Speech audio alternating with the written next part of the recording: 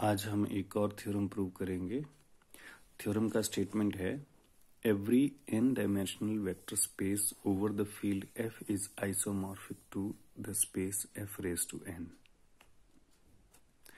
तो देखिए दो वेक्टर स्पेसेस हैं आज मेरे पास, एक n डायमेंशनल वेक्टर स्पेस जिसको फील्ड f के ऊपर डिफाइन किया गया है, और दूसरा वेक्टर स्पेस है f रेज टू n, मतलब जिस फील्ड के ऊपर आपने वेक्टर स्पेस डिफाइन किया है उसी की पावर n लिखी गई है।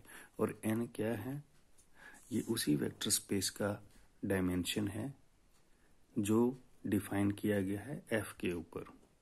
तो इस तरह से ये वेक्टर स्पेस v और ये f रेज टू n ये आइसोमॉर्फिक हो जाते हैं, और यही मुझे प्रूव करके देना है। v is isomorphic to f raise to n। तो v का एलिमेंट आप, क्योंकि v तो फाइनाइट डायमेंशनल है, तो इसका आप ऑर्डर्ड बेसिस लेट कर लो v1 से लेकर vn तक। f रेज टू n का एलिमेंट आप लेट करेंगे f1 अल्फा 1 अल्फा 2 सोन अल्फा, पेयर की फॉर्म, n टप्पल बोलते हैं इसको हम। n है तो n टाइम लिखेंगे अल्फा 1 अल्फा 2 सोन अल्फा n, और ये सारे अल्फाई फील्ड से लिए गए हैं। तो इस तरह से ये दोनों v और f raise to n vector space होंगे और ये आइसोमॉर्फिक भी होंगे। उसके लिए आपको डिफाइन करना पड़ेगा map t from v to f raise to n। इस तरह से डिफाइन करना है, जब आप इस v से कोई एलिमेंट लेंगे v1 v2 सो ऑन, तो ये अल्फा 1 अल्फा 2 अल्फा n के बराबर लिखना है आपने। क्यों लिखना है? क्योंकि v वेक्टर स्पेस v से लिया गया है और इस v का बेसिस है v1 v2 so on vn। therefore every element in v can be written as a linear combination of elements from basis। therefore tv is equal to alpha 1 alpha 2 so on alpha। तो ये ध्यान दीजिए कि ये tv कैसे define किया है। इस tv में मैंने वो एलिमेंट लिखे हैं जो अल्फा 1 अल्फा 2 सोन अल्फा n टप्पल की फॉर्म में लिए गए हैं f रेज टू n। तो ये ध्यान रखना है, सारे प्रूफ में मैं यही चीज यूज करने वाला हूँ। तो पहले तो t को प्रूव करूंगा कि ये वेल डिफाइन है। वेल डिफाइन के लिए क्या करना है आपको ये देखना है कि जब आप f रेज टू n से कोई एलिमेंट ले रहे हैं अल्फा 1 अल्फा 2 सोन अल्फा n, तो क्या मेरे पास कोई एलिमेंट कैपिटल V में मिलता है? तो V अगर आप कैपिटल V में लेंगे तो TV एक यूनिक एलिमेंट आएगा f रेज टू n में for some V in V। Therefore T is well defined. अब आप नेक्स्ट प्रूव ये करेंगे कि T एक लीनियर ट्रांसफॉर्मेशन है। लीनियर ट्रांसफॉर्मेशन के लिए क्या करना है आपको? कैपिटल V से दो एलिमेंट लीजिए x और y, और फिर उनकी लीनियर कॉम्बिनेशन बनाते हैं अल्फा बीटा f से लेकर। तो पहले देखो x को v से लिया है तो x is equal to summation ai vi, और y को लिखा है summation bi vi for all ai in field and bi in field. तो जो tx है, इस बार जो फील्ड से लिए गए एलिमेंट वो कौन है? a1 a2 is an। तो tx को आप लिखेंगे a1 a2 so on an, क्योंकि यही डिफाइन किया है। y में जो स्केलर्स लिए गए हैं वो b1 b2 so on है, तो ty भी मेरे पास b1 b2 so on bn ही देगा टप्पल की फॉर्म में। तो ये tx ty आ गया।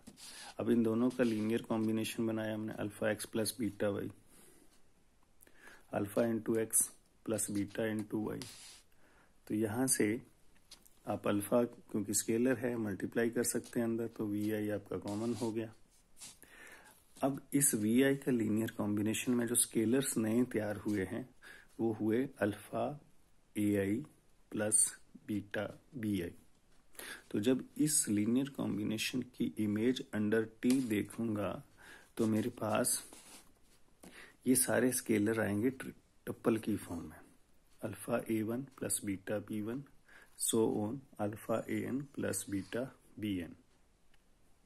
अब इसको आप ब्रेकअप कर दीजिए और अल्फा कॉमन ले लीजिए, यहाँ से बीटा कॉमन ले लो, तो इस ब्रैकेट में जो नजर आएगा आपको वो tx होगा, ये देख लीजिए, और अगली ब्रैकेट में जो नजर आएगा वो ty होगा। तो इस तरह से t alpha x plus beta y आपने प्रूव कर दिया कि alpha T x plus beta T y है। Therefore t is linear transformation. अब ये प्रूव करना है कि t11 भी है, तो फिर से आप एक्स वाई वी में लीजिए such that T x is equal to T y.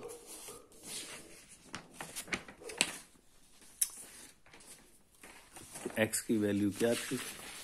X की वैल्यू थी ए आई वी आई समेशन के साथ, वाई की वैल्यू थी b i v i summation के साथ। पर ये टी ऑफ दिस क्या होगा? A1 A2 so on AN, और टी ऑफ ए ये क्या होगा? B1 B2 so on BN। Equate किया पेयर वाइज तो आपके पास A1 B1 के इक्वल, A2 B2 के इक्वल, इसलिए सारे AI BI के इक्वल हो जाएंगे। It means x equal to y हो जाएगा। Therefore t is 1 1। अब प्रूव करते हैं कि t ऑन टू भी है। t ऑन टू प्रूव करने के लिए मुझे f रेज टू n से एक एलिमेंट लेना पड़ा, alpha 1 alpha 2 so on alpha n। तो v आप लिख सकते हैं कैपिटल V में alpha 1 V1 plus alpha 2 V2 so on alpha n Vn, such that TV is equal to alpha 1 alpha 2 so on alpha n. For alpha 1 alpha 2 so on alpha n in f raised to n, there exists V such that TV is equal to alpha 1 alpha 2 so on alpha n implies T is on 2। तो अब तक आपने ये prove कर दिया कि जो T आपने डिफाइन किया था वो ऑन टू भी है, 1 1 भी है, और लीनियर भी है, वेल डिफाइंड भी है। इसलिए ये जो V है वो आइसोमॉर्फिक होगा f रेज टू n से। Thank you.